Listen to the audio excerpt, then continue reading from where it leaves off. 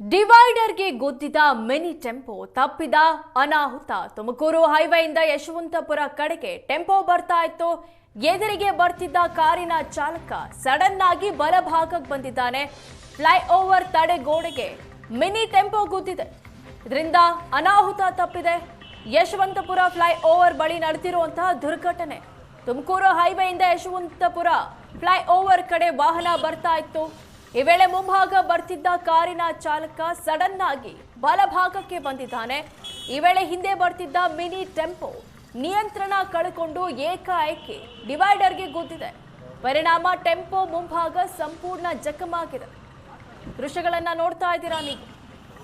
ಸದ್ಯ ಡಿವೈಡರ್ ತಡೆಗೋಡೆಗಳು ಕುಸಿದು ಬಿದ್ದಿದೆ. ಸ್ಥಳಕ್ಕೆ ಯಶವಂತಪುರ ಪೊಲೀಸರು ಭೇಟಿ ನೀಡಿ ಪರಿಶೀಲನೆ ನಡೆಸಿದ್ದಾರೆ.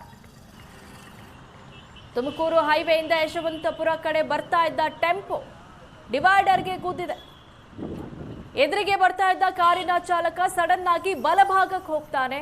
ಹೀಗಾಗಿ ಹಿಂದೆ ಬರ್ತಾ ಇದ್ದ ಮಿನಿ ಟೆಂಪೋ ಕಂಟ್ರೋಲ್ ಮಿಸ್ ಆಗಿ ಏಕಾಏಕಿ ಡಿವೈಡರ್ಗೆ ಗುದ್ದಿದೆ.